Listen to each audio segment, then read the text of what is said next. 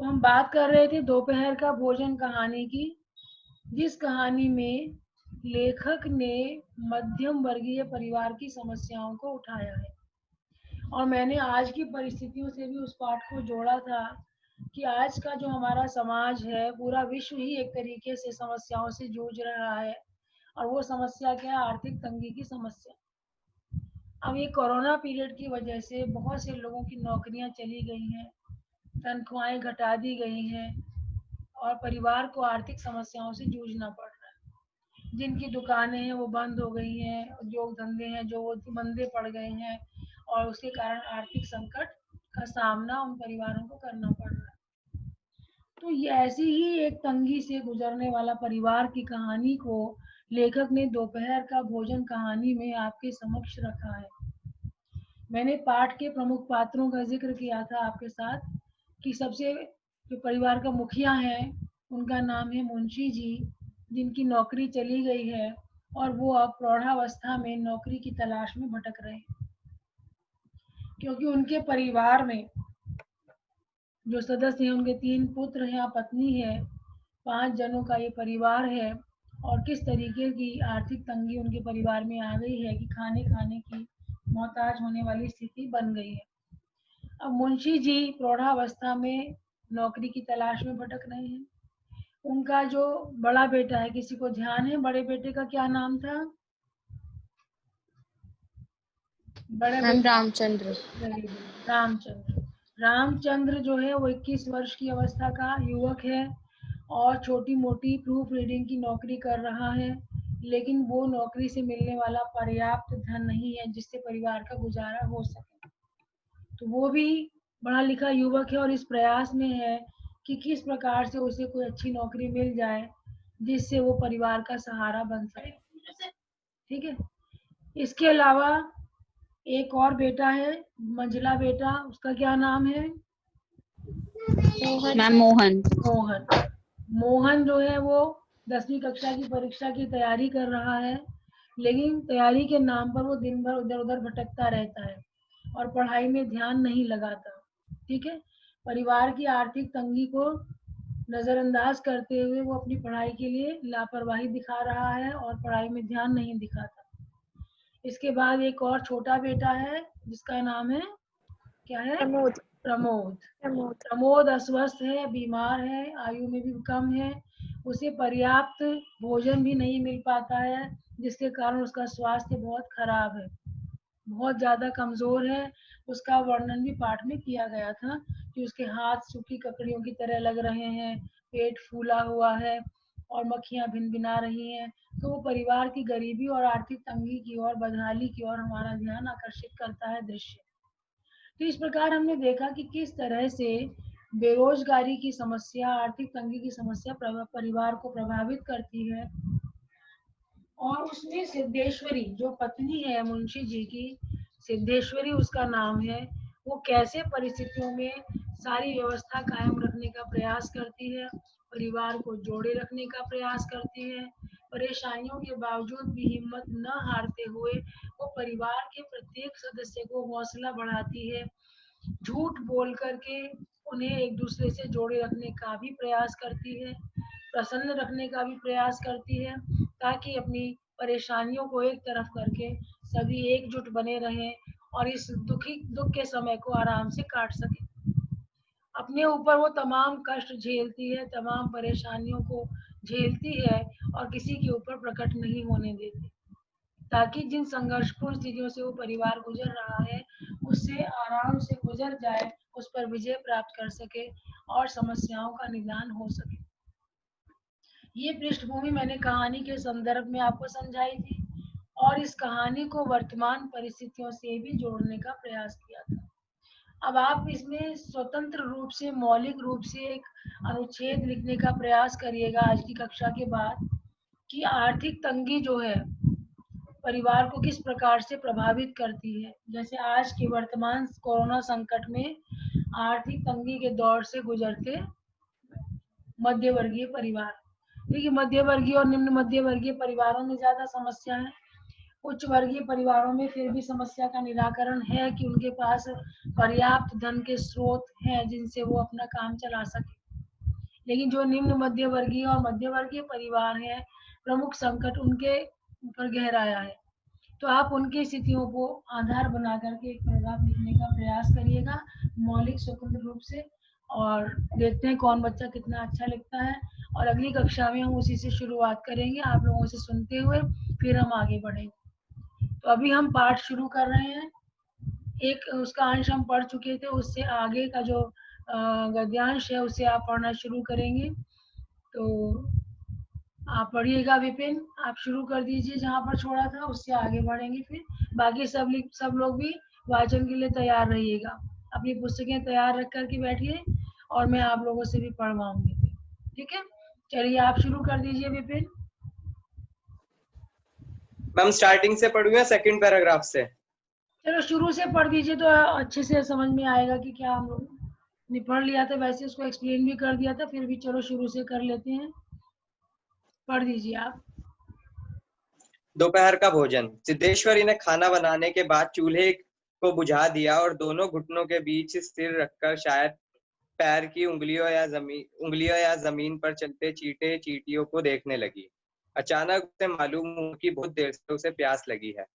वह मतवाले की तरह उठी और घगरे से लोटा भर पानी लेकर गट चढ़ा गई। खाली पानी उसके कलेजे में लग गया और वह हाय राम कहकर वहीं जमीन पर लेट गई। लगभग आधे घंटे तक वहीं उसी तरह पड़ी रहने के बाद उसके जी में जी आया। वह बैठ गई, आंखों को मल मलकर इधर उधर देखा और फिर उसकी दृष्टि ओसारे में टूटे खटोले पर सोए अपने 6 वर्षीय लड़के प्रमोद पर जम गई। लड़का नंग धड़ंग पड़ा था। उसके गले तथा छाती की हड्डियां साफ दिखाई देती थी। उसके हाथ पैर बासी ककड़ी की तरह सूखे तथा बेजान पड़े थे और उसका पेट हंडिया की तरह फूला हुआ था। उसका मुंह खुला हुआ था और उस पर अनगिनत मक्खियां उड़ रही थी। वह उठी, बच्चे के मुंह पर अपना एक फटा गंदा ब्लाउज डाल दिया और एक आधा मिनट सुन खड़े रहने के बाद बाहर दरवाजे पर जाकर किवाड़ की आड़ से निहारने लगी। बाहर 12 बज चुके थे। धूप अब अत्यंत ध्यान तेज थी। दीजिएगा, जितना अंश अभी विपिन ने पढ़ा उसमें आपने स्पष्ट देख लिया, मैंने पहले भी स्पष्ट कर दिया था आपको पिछली कक्षा में कि परिवार की आर्थिक स्थिति बहुत खराब है, बदहाली के दौर से परिवार गुजर रहा है, ठीक है ना। और साथ ही भुखमरी की स्थिति आ गई है कि परिवार में पर्याप्त भोजन तक उपलब्ध नहीं है, और उसके कारण सिद्धेश्वरी तनाव और चिंता से ग्रस्त है, परेशान है, व्यथित है, इतनी चिंताग्रस्त है कि पानी पीना भी उसे याद नहीं रहता। खाली पेट पानी पीने से वो अस्वस्थता का अनुभव करती है, चक्कर खाकर गिर जाती है और परेशान हो जाती है। ठीक है, तो ये जो स्थितियां बताई गई हैं, या परिवार में जो छोटा बच्चा है वो कैसे आंगन में पड़ा है, मक्खियां भिनभिना रही हैं, तो दरिद्रता, ठीक है, गरीबी का घोर जो स्थिति है, भयंकर स्थिति जो है, उसका चित्रण यहाँ पर बहुत सजीव रूप से लेखक ने हमारे समक्ष किया है। और एकदम हमारी आंखों के समक्ष ऐसा दृश्य उपस्थित होता है कि कैसे एक परिवार आर्थिक संकट के दौर से गुजर रहा है, उसका प्रभाव परिवार के प्रत्येक सदस्य पर कैसे पड़ रहा है। सुजल आप कंटिन्यू कीजिए आगे। सुजल मैम कंटिन्यू मेरे पास करिए। बुक नहीं है मैम मेरे पास मैम हाँ बोलिए। मैम मेरे पास आस्था बुक बोल नहीं है रही मैम। है कि वो वीडियो ऑन कर लेगी, आप उसे एंटर कर लो। वेटिंग में आए तभी तो करूंगी, वेटिंग में बोलो आएगी वो। इतनी देर आप कंटिन्यू कीजिए बेटा। रहमान, अब्दुल रहमान आप कंटिन्यू करिए पाठ को, आपके पास पुस्तक है। सुजल अपनी पुस्तक का इंतजाम करो भाई, जल्द से जल्द, बहुत दिन हो गए, अब यस बहानेबाजी मैम नहीं यस चलेगी। हाँ अब्दुल आप यस कंटिन्यू यस कीजिए, शाबाश। अब्दुल पढ़ना शुरू कीजिए, अनम्यूट करिए अपने को। हाँ पढ़िए। मैम शुरू कर रहा हूँ, एक मिनट। हाँ हाँ करिए। वह उठी, बच्चे के मुंह पर अपना एक फटा गंदा ब्लाउज डाल दिया और एक आध मिनट सुन खड़ी रहने के बाद बाहर दरवाजे पर जाकर किवाड़ की आड़ में गली निहारने लगी। बाहर 12 बज चुके थे। धूप अत्यंत तेज थी और कभी कभी एक दो व्यक्ति सिर पर तौलिया या गमछा रखे आवाज नहीं आ रही है आपकी, ताने हुए कुर्ती के आवाज की प्रॉब्लम आ रही है। अंजलि, सृष्टि आप पढ़ दीजिए बेटा, सृष्टि आप पढ़ दीजिए बेटा, सृष्टि आप कंटिन्यू करिए, उसकी यस आवाज, मैम पढ़ रही हूँ। नेट की प्रॉब्लम आ रही है उसको। मैं उठी, बच्चे के मुंह पर अपना एक फटा गंदा ब्लाउज डाल दिया और एक आधे मिनट सुन खड़ी रही। रहने के बाद बाहर दरवाजे पर जाकर किवाड़ की आड़ से गली निहारने लगी। 12 बज चुके थे, धूप अत्यंत तेज थी और कभी कभी एक दो व्यक्ति सिर पर तौलिया या गमछा रखे हुए या मजबूती से छाता ताने हुए कुर्ती के साथ लपकते हुए सामने से गुजर जाते। 10-15 मिनट के तक वह उसी तरह खड़ी रही। फिर उसके चेहरे पर व्यग्रता फैल गई और उसने आसमान तथा कड़ी धूप की ओर चिंता से देखा। एक दो क्षण बाद जब उसने सिर को किवाड़ से काफी आगे बढ़कर गली के छोर की तरफ निहारा तो उसका बड़ा लड़का रामचंद्र धीरे धीरे घर की ओर सरकता नजर आया। उसने फुर्ती से एक लोटा पानी ओसरे की चौकी के पास नीचे रख दिया और चौके में बाहर जाकर खाने के स्थान को जल्दी पानी से लीपने पोतने लगी। देखिए यहाँ हाथ पीला पर क्या था रखकर कि बहुत ज्यादा उसने सिर गर्मी को पड़ रही है। दरवाजे की ओर रुक घुमाया। जाओ एक ये बार, था कि रामचंद ने दृष्टि रुक जाओ एक बार। अभी स्पष्ट किया गया कि बहुत भयंकर गर्मी पड़ रही है, गर्मियों का मौसम है और उतनी भयंकर धूप में बाहर कोई घूमता हुआ भी नजर नहीं आ रहा, और वो प्रतीक्षा में है कि जो बच्चे बाहर गए हैं उसके वो लौट कर आए नहीं, तो चिंताग्रस्त है। पति भी बाहर गए हुए, वो भी लौट कर नहीं आए, इस आशा से कि कोई आ रहा है कि नहीं दूर से दिखाई दे, तो वो दरवाजे पर आकर खड़ी हो जाती है और उसे दिखाई देता है दूर से उसका जो लड़का है बड़े वाला रामचंद्र, वो धीरे धीरे पैर पटकता हुआ आ रहा है। मतलब इसका मतलब निराशा से ग्रस्त है, गर्मी से त्रस्त है, दोनों चीजें हैं उसके साथ में, और वो बहुत धीरे धीरे कदम बढ़ाता हुआ आगे बढ़ रहा है। अगर उसको नौकरी मिल गई होती, उसकी स्थिति में कुछ सुधार होने की आशा नजर आती, तो वो प्रसन्नता के साथ गर्मी के मौसम में भी घर की ओर बढ़ता हुआ दिखाई देता। लेकिन यहाँ पर वो बिल्कुल निराश, हताश, धीरे धीरे कदम रखता हुआ बढ़ रहा, जिससे सिद्धेश्वरी ने जान लिया कि उसे अपने कार्य में सफलता नहीं मिली है, नौकरी की तलाश में सफलता नहीं मिली है। और इसीलिए सिद्धेश्वरी फटाफट दौड़कर अंदर जाती है पानी और खाने की व्यवस्था करने के लिए। चलिए अब आगे पढ़िए।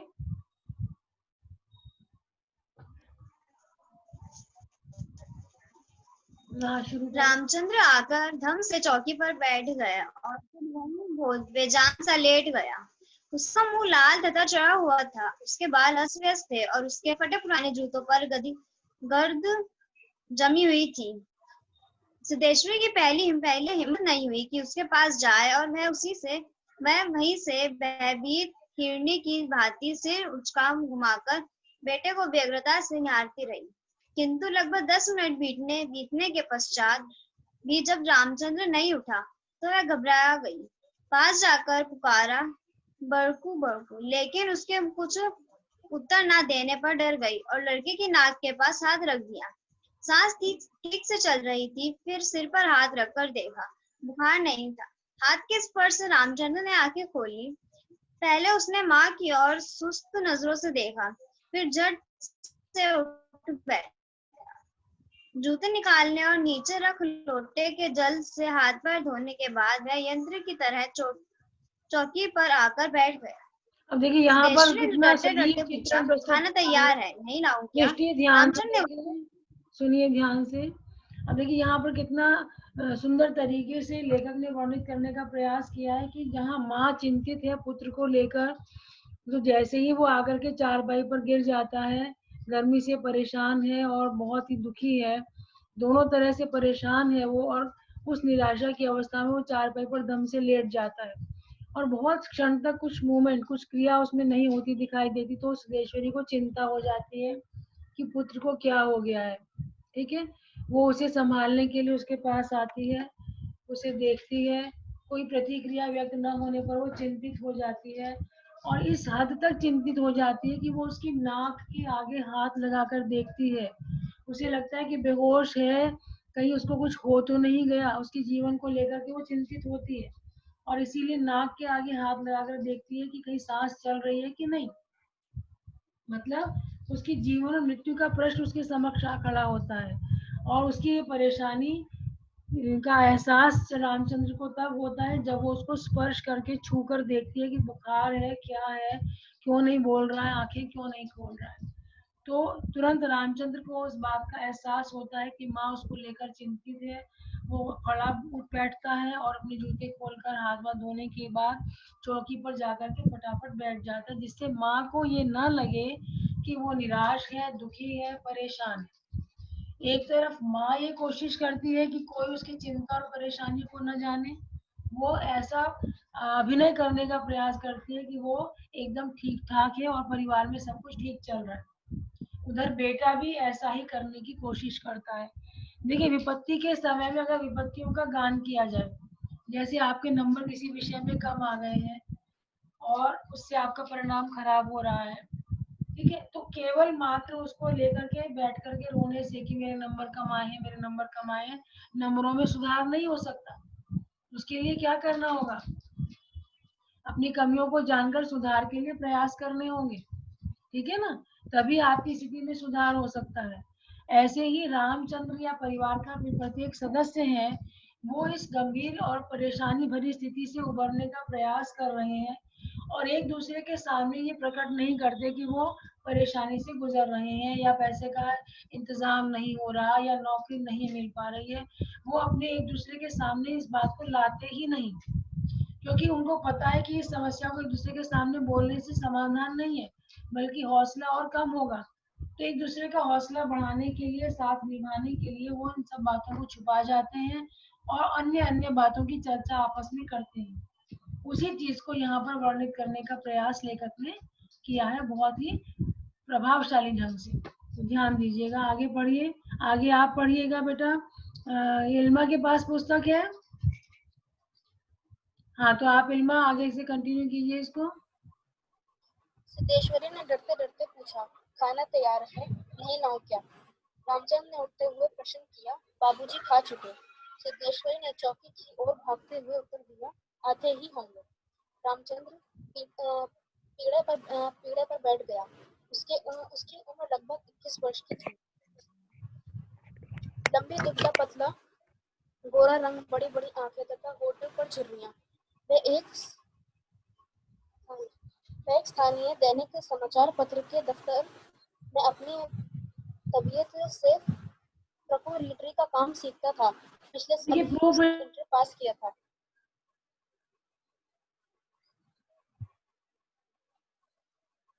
सिद्धेश्वरी ने खाने की थाली लाकर सामने रख दी और पास ही बैठकर पंखा करने लगी।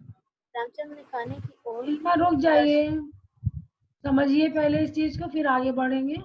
मैं बता रही थी प्रूफ रीडिंग किसे कहते हैं। ये पुराने जमाने में कंप्यूटराइज सिस्टम नहीं था, टाइपिंग का, छापा खाने का कंप्यूटराइज व्यवस्था नहीं थी। तो पुराने जमाने में जो अल्फाबेट्स होते हैं, उसके ब्लॉक्स होते थे, उनको पहले मशीनों में सेट किया जाता था। उसके बाद प्रिंट निकाला जाता था। फिर उस प्रिंट को चेक किया जाता था कि उसमें कोई अशुद्धि या त्रुटि तो नहीं रह गई है। उसको फिर निशान लगा करके प्रूफ रीडिंग की जाती थी। जहां जहां पर अशुद्धियां होती थी उन्हें चिन्हित कर दिया जाता था। फिर उन गलतियों को दूर करने के लिए पुनः उसको ब्लॉक्स को सेट किया जाता था और इस प्रकार से शुद्ध करके फिर उसकी छपाई होती थी। तो इस प्रक्रिया को जहाँ शुद्ध करते थे उसको प्रूफ रीडिंग कहते थे। आजकल तो कंप्यूटराइज सिस्टम है, कंप्यूटर में आपने छाप दिया और उसी के अंदर करेक्शन भी कर दिया, साथ के साथ करेक्शन हो जाता है। पुराने जमाने में ऐसी व्यवस्था नहीं थी। तो रामचंद्र प्रूफ रीडिंग का काम करता था, क्योंकि वो पढ़ा लिखा युवक है। जो छपाई के बाद प्रिंट आउट निकल करके आता था उसे वो पढ़ता था, जो उसकी मूल प्रति होती थी उसके साथ तुलना करता था और अशुद्धियों को निकालता था। और इस काम के उसे बहुत कम पैसे मिलते थे, ठीक है। अब यहाँ पर उसी बात का उल्लेख किया गया था। चलिए आगे बढ़िएगा। खाने की थाली लाकर सामने रख दी और पास ही बैठकर पंखा करने लगी। रामचंद्र ने खाने की ओर दार्शनिक की भांति देखा। कुल 2 रोटियां, भर कटोरी पनियाली दाल और चने की सारी तरकारी। रामचंद्र ने रोटी के प्रथम टुकड़े को निगलते हुए पूछा, आवाज बहुत कम आ पा रही है आपकी। ट्विंकल, आपके पास पुस्तक है? ट्विंकल के पास है पुस्तक? मानवी, हर्षित, यस मैम। आपके पास है तो आप कंटिन्यू करो। उसको आवाज नहीं आ रही है, नेट चला गया शायद। हाँ, मैम मेरे घर में ना बहुत शोर हो रहा है।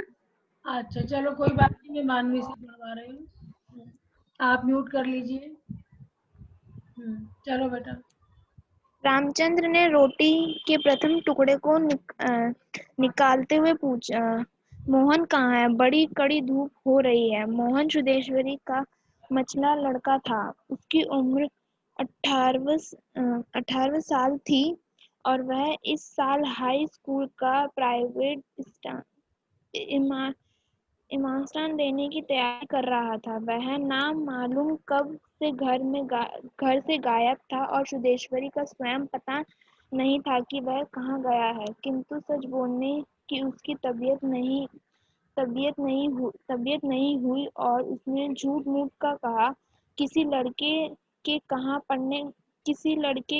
पढ़ने गया है, आता ही होगा। दिमाग उसका बड़ा तेज है और उसकी तबीयत 24 घंटे पढ़ने में ही लगी रहती है। हमेशा उसकी ही बात करता रहता है। रामचंद्र ने कुछ नहीं कहा। एक टुकड़ा मुंह में रखकर भरा गिलास पानी पी गया, फिर खाने में लग गया। वही काफी छोटे छोटे टुकड़े तोड़कर उसने धीरे धीरे चबा रहा था। सुदेश्वरी भय तथा आतंक से अपने बेटे को एकटक निहार रही थी। कुछ क्षण बीतने के बाद डरते डरते उसने पूछा, वहाँ कुछ हुआ क्या?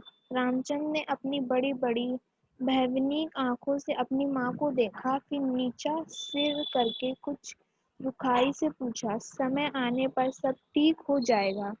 सुदेश्वरी चुप रही। धूप और तेज हो गई थी। छोटे आंगन के ऊपर आसमान में बादल एक दो टुकड़े पाल की नावों की तरह तैर रहे थे। बस बाहर रुक की जाइए, गली से रुक जाइए मानवी। अब ध्यान दीजिएगा। आपने देखा कि रामचंद्र जो है सबसे पहले जब चौकी पर बैठता है खाना खाने के लिए, तो वो पिता के विषय में प्रश्न पूछता है कि पिता ने खाना खा लिया है कि नहीं। इसका मतलब वो जिम्मेदारी को समझता है, परिवार का बड़ा बेटा है, अपने पिता के प्रति अपनी जिम्मेदारी को समझता है, उनकी फिक्र रखता है कि पिता ने खाना खाया है या नहीं। ठीक है। उसके बाद माँ का जवाब पा करके फिर वो छोटे भाई के बारे में पूछता है कि वो कहाँ है, दिखाई नहीं दे रहा। तो उसके बारे में भी वो चिंतित है कि वो पढ़ाई लिखाई कर रहा है कि नहीं। तो उसके प्रति भी अपनी जिम्मेदारी को समझता है ताकि वो सही रास्ते चले, परीक्षा की तैयारी करे और अच्छे नंबर लेकर के उत्तीर्ण हो। अब सिद्धेश्वरी जो है वो रामचंद्र के समक्ष सच्चाई नहीं बोलती, ठीक है ना। उस बात को ढकने का प्रयास करती है क्योंकि उसको पता है कि अगर वो मोहन के विषय में बात कहती है तो उससे उसको दुख पहुंचेगा और वो नहीं चाहती कि पहले से ही दुखी और व्यथित रामचंद्र जो है वो और ज्यादा व्यथित और दुखी हो जाए। इसीलिए वो उसकी परेशानी बढ़ाना नहीं चाहती और कहती है कि वो बाहर गया हुआ है, अपने दोस्तों के साथ पढ़ाई में लगा रहता है, दिन रात मेहनत कर रहा है। अब यहाँ झूठ अवश्य बोला है। एक तरफ तुम कहते हैं कि झूठ बोलना तो गलत चीज है। अब यहाँ पर झूठ बोला गया है भलाई के लिए, परिवार को जोड़े रखने के लिए और रामचंद्र को परेशानी से बचाने के लिए। अब यहाँ पर जो सिद्धेश्वरी झूठ बोल रही है, उसके द्वारा बोला गया झूठ परिस्थितिवश बोला गया झूठ है, जो तमाम परेशानियों को खत्म करना चाहता है। जो ये चाहती है कि उसके परिवार का प्रत्येक सदस्य इस कष्ट और दुख के समय को आसानी से झेल सके और परेशानियों का